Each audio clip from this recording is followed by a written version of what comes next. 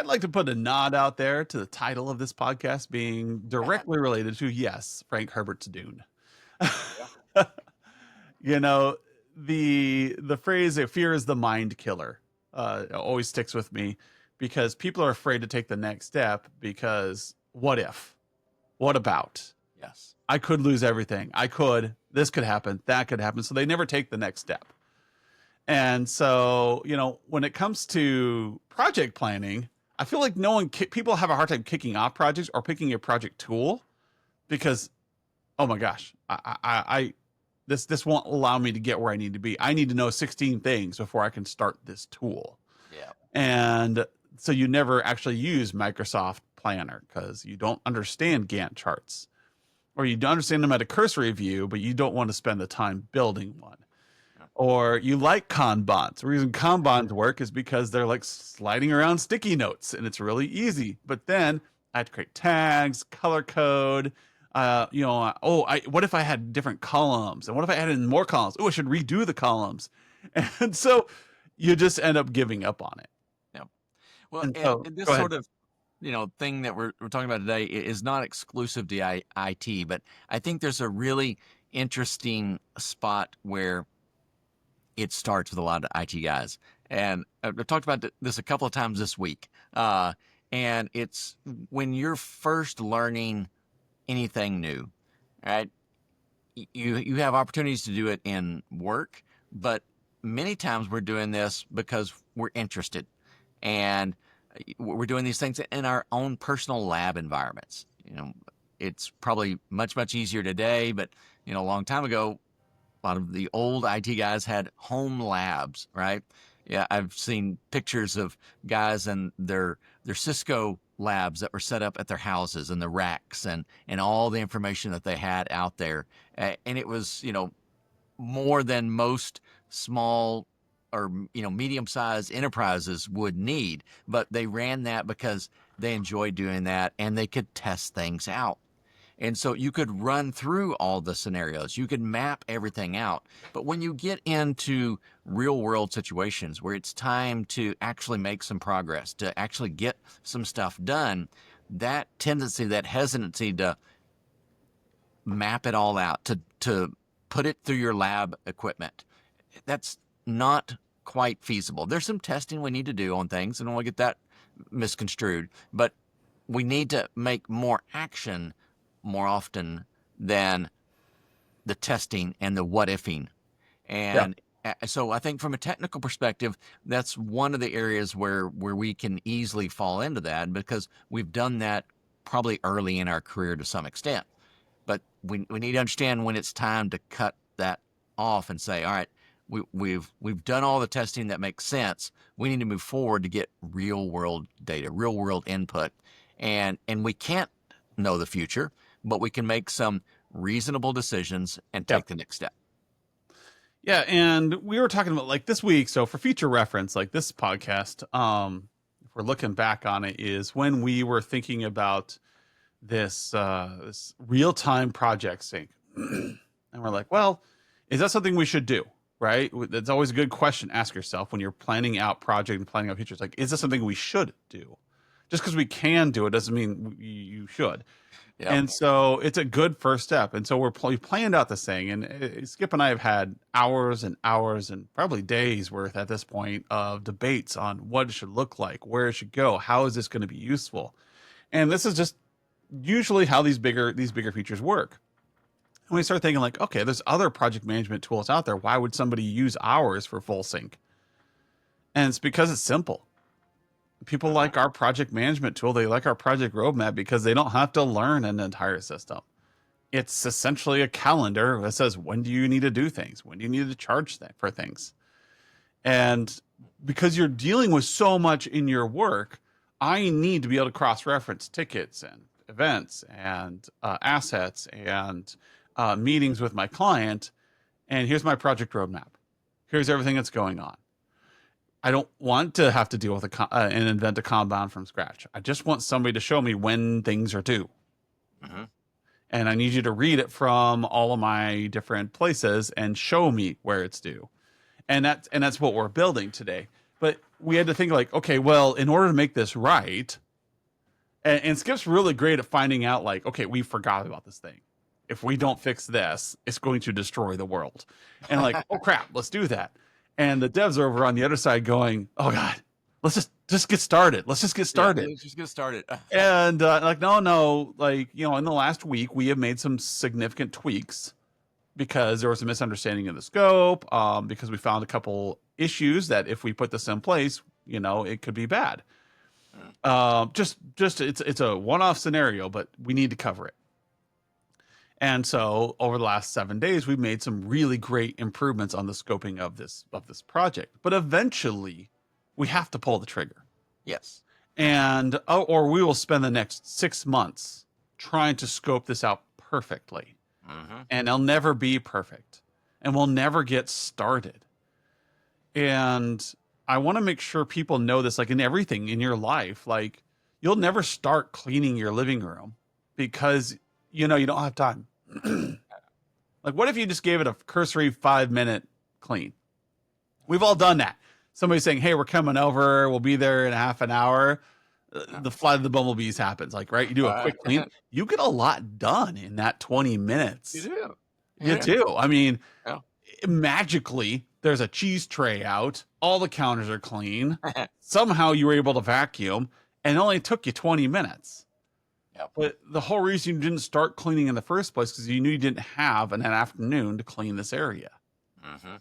So sometimes it's not about being perfect. It's just getting something done. It's about just starting or doing anything.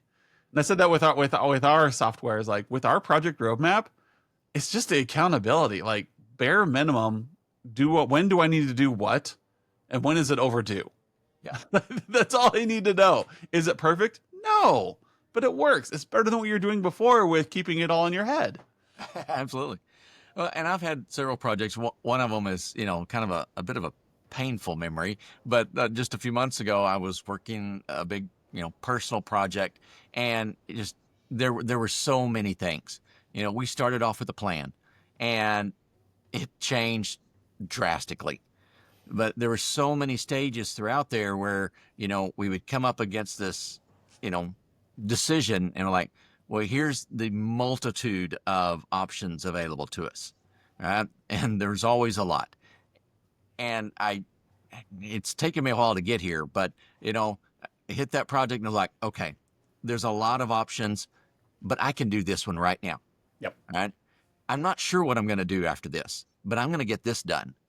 And eventually we got a mountain of work done, but it was not a really detailed linear plan getting there.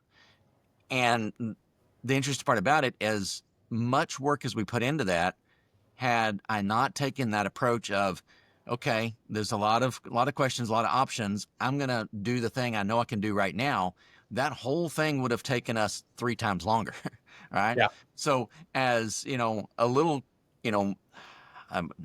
I want to say mysterious or, unambiguous, maybe as ambiguous as the steps were, at least we're making progress. We're moving things down. We were able to look back and say, hey, look, yes, there's a lot of options, but look at all these check boxes we've put in these other categories. We've done this, done this, done this, done this. And that doing helps shape your next decisions. Yep.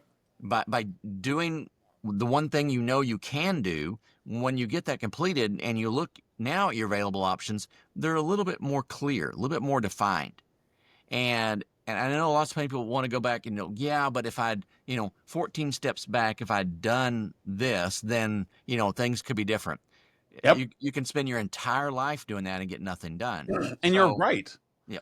The thing is, you're right. If you had done that 14 steps ago, you would be saving time, but you'd also still be planning. Yes. Yep. It's That's like, it exactly. For those of you who know my pool project, no one would touch my pool because it was a wraparound deck and it had a deep end, so something called a doughboy. And for years, I've been trying to find somebody to come in and just replace the ring and the liner. That's all I wanted. I didn't need anything fancy. I just wanted a ring and a liner replacement. No one would touch it. And so I tried putting in my own liner, expandable liner. I just couldn't get it right. I could never like get it to like expand right because I couldn't clip the expandable liner onto the deck, and it was just a pain. And so eventually I said, screw it, I'm putting in a new pool. What do Yep. I need to do? And so I found a pool that would fit the hole in my deck, and I ordered it. It was a 40-foot pool. This is not a little pool, people. 40-foot by 21-foot pool. I found one that would fit inside the hole. Then I demolished part of my deck, saying, okay, now I need to get a skid loader in here. I found a skid loader that would fit through my back gate and would fit through this one section. The next thing was I needed to fill in the deep end. And so I just kept taking these bite sized chunks. Now, Yep. I was in way over my head, people, Yeah. but I got it done eventually. And people were like watching, I would post updates on Facebook. And evidently, I started getting a following of people just watching this project and just Was being it more than like, curiosity or just curiosity? it was like this home improvement. Like, is Adam actually going to get this? Figure it No. out. And I mean, problem after problem, solve it, problem, solve it. I came down to the end of it, and I had one of my friends who's an engineer do the math for me just to check what I was doing, and I had an inch to spare on Yep. both sides of the pool, Yep. as long as I did not screw up the ring. And I put this thing down right. I had an inch out of 40 feet by 21 feet to spare. Yeah. And so I put this in place and I got everything up and going, and it was beautiful. Yep. And I sat in my pool and I was floating there drinking, and I took a picture of it and I posted it to a business group saying, Yeah. success. Yes. And I got a deluge of people complaining that that's not a real pool. That's an above ground, blah, blah, blah, blah, blah. I'm like, I Yeah. could reach through and strangle somebody. I would. Like, cause Yeah. you know, people are ready to always say what's wrong with your project. What did you do wrong? Why it's not working? But the thing is, you did it. You actually got something done. People look at your MSP and they think, well, your MSP isn't doing all these things, so you're not done. Yeah. And that fear keeps them from starting their own MSP. Keeps Yeah. them from starting their own business. It keeps them from installing their own pool. Like, well, what if, what if, what if? But if you iterate and you say, okay, I'm going to start, I've got a general picture of where I want to be Yeah. by June 15th, and I'm going to start, and here's my general plan. Knowing that you don't have everything fleshed out, that's okay. But at least you got started. Today, 2 years later, I have a pool that works. There are flaws to it. I need to resand some of the bottom parts where it settled a little bit more than I expected. But for the most part, it's a great pool. It's clean. It's clear. People love it. It's the flat bottom allows us to play volleyball. We sit around on the deck and everybody has a good time. I Yep. wouldn't have that if I would have looked at that pool and go, I can't handle that. I need to plan everything out first. Oh crap, this is bigger than I thought. I'm not even going to start this because I just don't have time this summer. Well, and I Perfection think, is the mind killer, people. It yeah. keeps you from doing great things. Every great thing I've ever done, it was way over my head. And I think there's an interesting element there. Blame social media, right? That's always a good one. But this fear of the feedback, all right?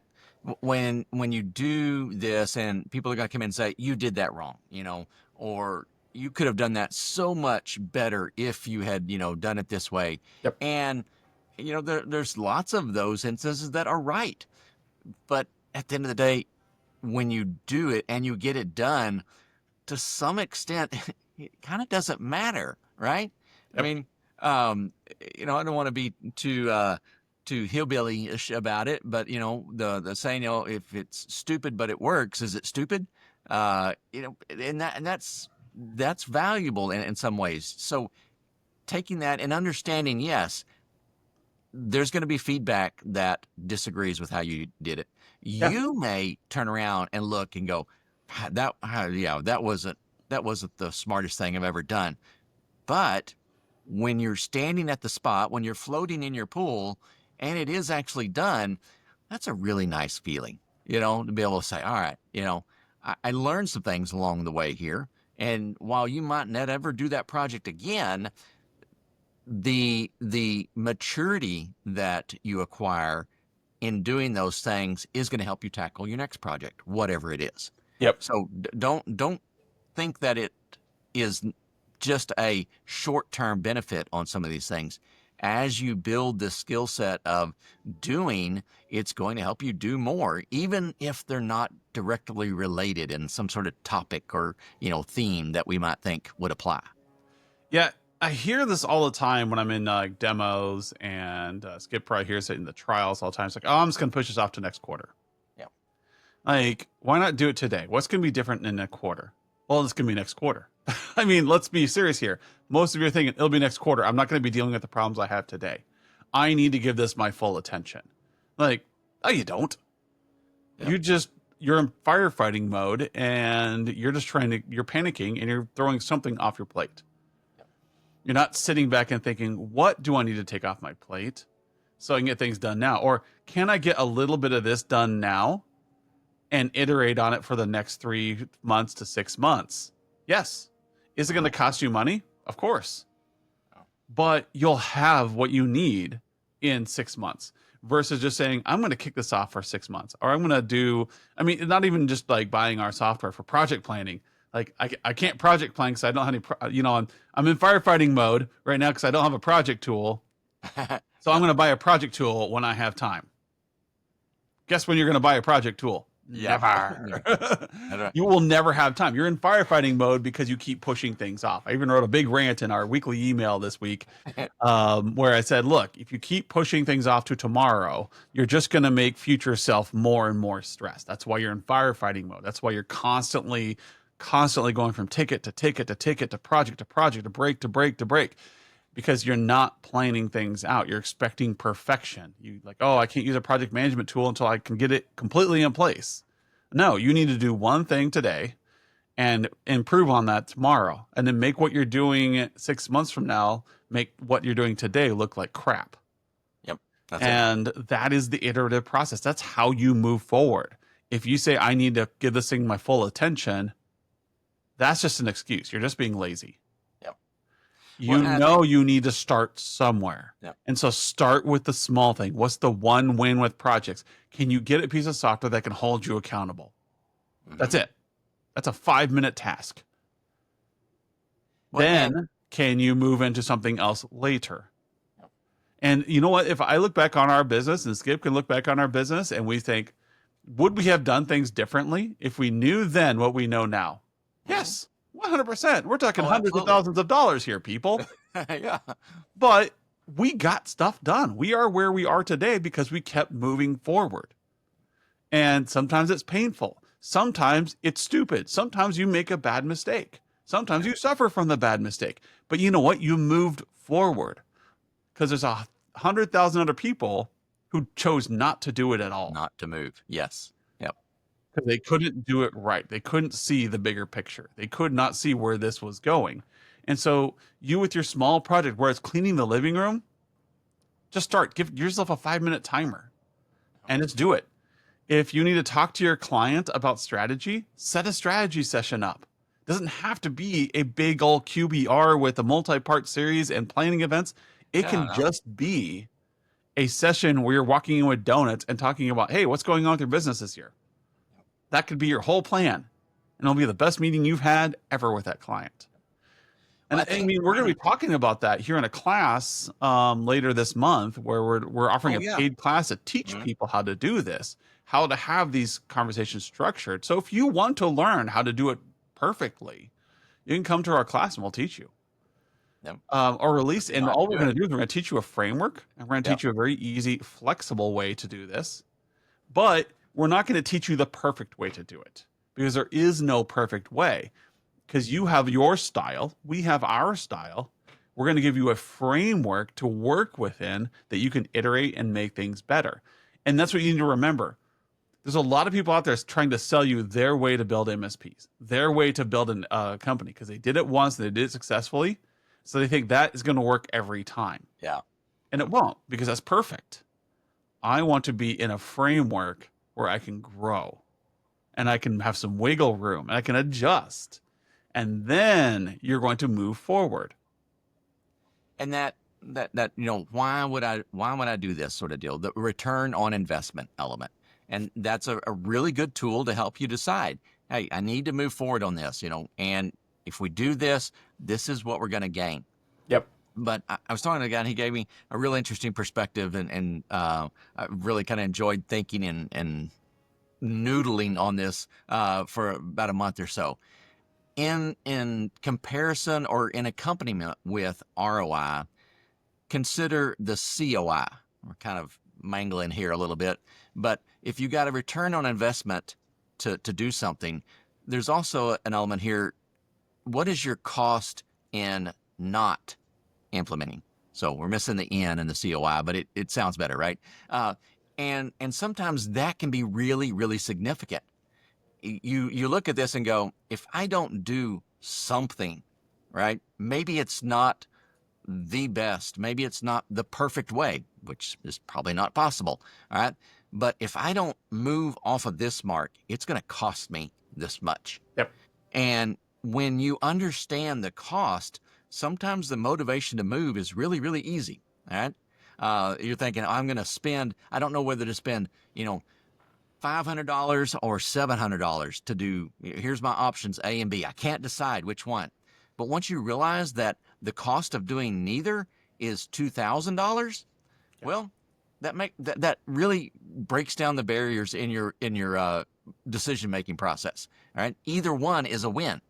Right? If one is 500 expense or 700 expense, but the cost to make a decision neither way is 2,000, both are correct answers. Right? Cost to do nothing. Pick one. Just go. So make that decision. Move forward in your project and whatever you're trying to do. Move forward. Do it intelligently, but move forward. Yeah. And I think that's a great way to leave us off here is I think everybody just needs to make sure to get something done. Pick that thing that you can move forward with and do something and move forward with it. And then just keep knowing that you're just going to keep making it better. I'm not going to clean the whole living room. I'm just going to give it a quick little 5-minute once over. And then I'm going to do that later. And I'm going to get a little deeper clean. And eventually you're going to have a great clean living room. If you see with your business, I need to start planning out my days better. Cool. Set off 1 hour on your calendar and just say, for this 1 hour, I'm going to come up with ideas on how to be more organized. You're just doing that one thing. You just made time next week or in 2 weeks or in 3 weeks where you're going to focus on this. Do something. There you go. Don't think you have to plan out and do a massive project. Do something.